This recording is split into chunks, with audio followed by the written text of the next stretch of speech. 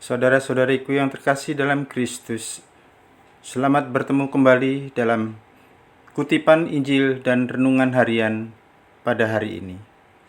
Salam sejahtera buat saudara-saudari semua dimanapun Anda berada.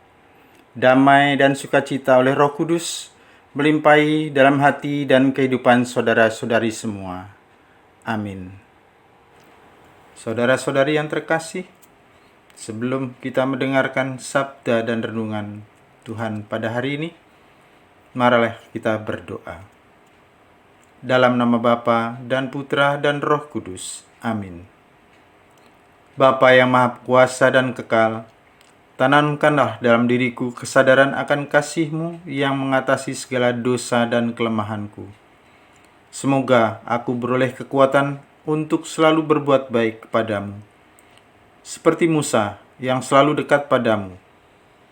Berkatilah hidupku dan keluargaku, serta semua orang yang kujumpai hari ini.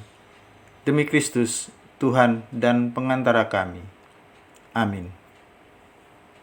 Bacaan pertama dikutip dari surat pertama Rasul Paulus kepada Timotius, bab 2 ayat 1 sampai ayat 8. Saudara terkasih, pertama-tama aku menasihatkan agar dipanjatkan doa-doa dan permohonan serta ucapan syukur kepada Allah bagi semua orang, bagi pemerintah dan penguasa, agar kita dapat hidup aman dan tentram dalam segala kesalehan dan kehormatan. Itulah yang baik dan berkenan di hati Tuhan, penyelamat kita. Ia menghendaki agar semua orang diselamatkan dan memperoleh pengetahuan akan kebenaran. Allah itu Esa, dan Esa pula Dia yang menjadi pengantara Allah dan manusia, yaitu manusia Kristus Yesus. Ia telah menyerahkan diri sebagai tebusan bagi semua orang, suatu kesaksian pada waktu yang tepat. Untuk kesaksian itulah aku telah ditetapkan sebagai pewarta dan rasul. Yang kukatakan ini benar, dan aku tidak berdusta. Aku ditetapkan sebagai pengajar bangsa-bangsa dalam iman dan kebenaran. Oleh karena itu, aku ingin agar dimanapun kaum lelaki berdoa dengan menengadahkan tangan yang suci, tanpa kemarahan dan perselisihan. Demikianlah sabda Tuhan. Syukur kepada Allah. Mazmur tanggapan. Terpujilah Tuhan sebab Ia telah mendengarkan doa permohonanku. Refrain. Terpujilah Tuhan sebab Ia telah mendengarkan doa permohonanku. Dengarkanlah suara permohonanku apabila aku berteriak kepadamu minta tolong dan mengangkat tanganku ke arah tempat-Mu yang maha kudus. Refrain. Terpujilah Tuhan sebab Ia telah mendengarkan doa permohonanku. Tuhan adalah kekuatan dan perisaiku, kepadanya hatiku percaya. Aku tertolong, sebab itu beria-rialah hatiku, dan dengan nyanyianku aku bersyukur kepadanya. Refrain. Terpujilah Tuhan sebab Ia telah mendengarkan doa permohonanku. Tuhan adalah kekuatan umat-Nya dan benteng keselamatan bagi orang yang diurapinya. Selamatkanlah kiranya umat-Mu dan berkatilah milik-Mu sendiri. Gembalakanlah mereka dan dukunglah mereka untuk selama-lamanya. Refrain. Terpujilah Tuhan sebab Ia telah mendengarkan doa permohonanku. Haleluya, haleluya. Begitu besar kasih Allah kepada dunia, sehingga Ia mengaruniakan anaknya yang tunggal. Setiap orang yang percaya akan Dia memiliki hidup abadi. Haleluya, haleluya. Semoga Tuhan beserta kita sekarang dan selama-lamanya. Inilah Injil suci menurut Lukas, bab 7 ayat 1 sampai ayat 10. Dimuliakanlah Tuhan. Pada suatu ketika, setelah mengakhiri pengajarannya kepada orang banyak, masuklah Yesus ke Kapernaum. Di situ ada seorang perwira yang mempunyai seorang hamba yang amat ia hargai. Hamba itu sedang sakit keras dan hampir mati. Ketika mendengar tentang Yesus, ia menyuruh beberapa orang tua-tua Yahudi kepadanya untuk meminta agar ia datang dan menyembuhkan hambanya. Mereka datang kepada Yesus dan dengan sangat mohon pertolongannya. Katanya, "Sudah selayaknya engkau menolong dia, sebab ia mengasihi bangsa kita dan dialah yang menanggung pembangunan rumah ibadat kami." Maka pergilah Yesus bersama mereka. Ketika Yesus tidak jauh lagi dari rumahnya, perwira itu menyuruh beberapa sahabatnya mengatakan kepada Yesus, "Tuhan, janganlah bersusah-susah, sebab aku merasa tidak layak menerima Tuhan dalam rumahku. Sebab itu aku juga merasa tidak pantas datang sendiri mendapatkan Tuhan. Tetapi katakanlah sepatah kata saja, maka hambaku akan sembuh. Sebab aku pun seorang bawahan, dan di bawahku ada pula prajurit. Jika aku berkata kepada salah seorang, 'Pergi,' maka ia pergi, atau kepada yang lain, 'Datanglah,' maka ia datang. Dan jika aku berkata kepada hambaku, 'Kerjakanlah ini,' maka ia pun mengerjakannya." Mendengar itu heranlah Yesus akan dia. Sambil berpaling kepada orang banyak yang mengikutinya, ia berkata, "Aku berkata kepadamu, di Israel pun iman sebesar itu belum pernah kujumpai." Setelah orang-orang suruhan itu kembali ke rumah, mereka mendapati hamba yang sakit itu sudah sehat kembali. Demikianlah sabda Tuhan. Terpujilah Kristus.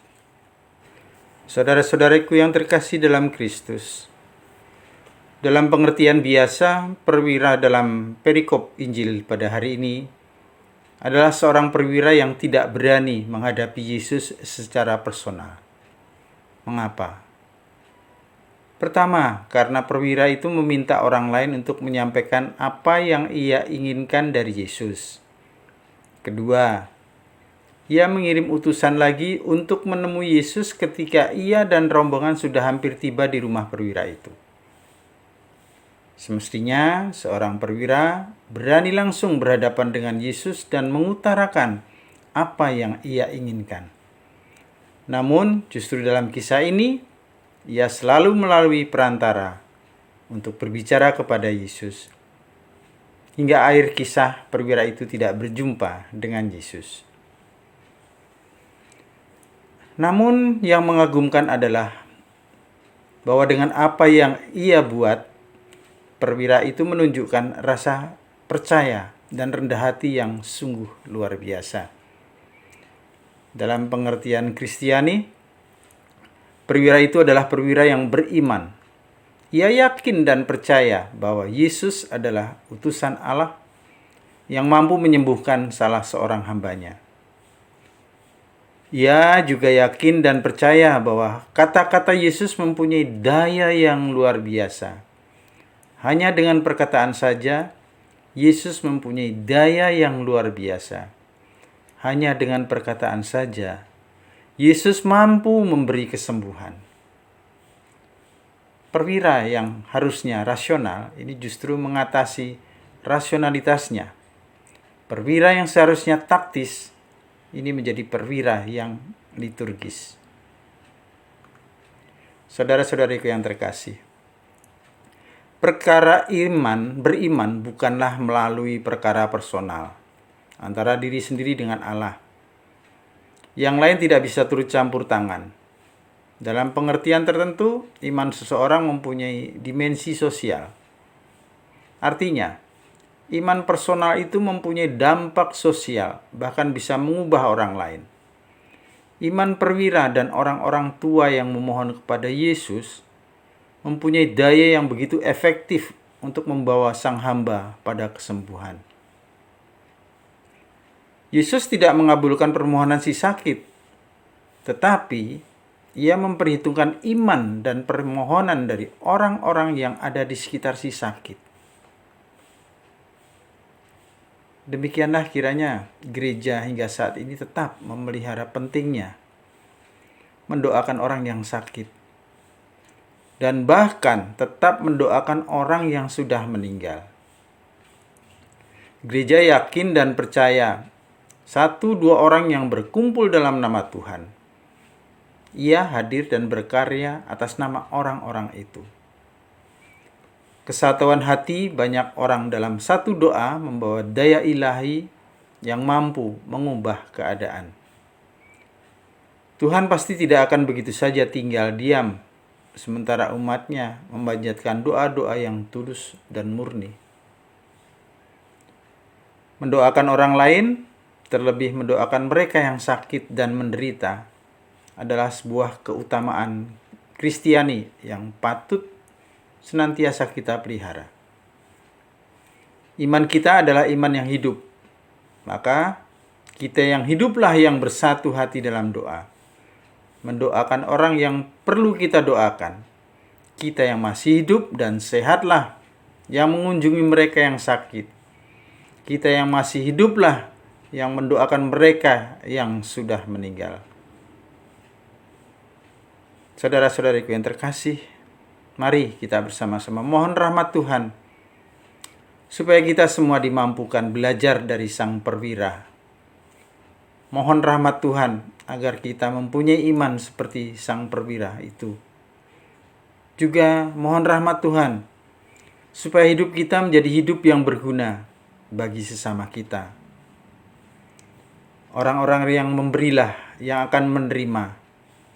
Sementara orang yang tidak pernah memberi juga tidak akan pernah menerima. Tetap semangat, selamat berkarya, sehat dan bahagia selalu. Berkah dalam, Tuhan memberkati. Amin.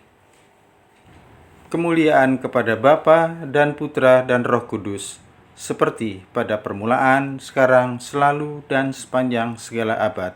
Amin. Bapa kami yang ada di surga, dimuliakanlah namamu, datanglah kerajaan-mu, jadilah kehendak-mu di atas bumi seperti di dalam surga. Berilah kami rejeki pada hari ini, dan ampunilah kesalahan kami, seperti kami pun mengampuni yang bersalah kepada kami. Dan janganlah masukkan kami ke dalam percobaan, tetapi bebaskanlah kami dari yang jahat. Amin. Dalam nama Bapa dan Putra dan Roh Kudus. Amin.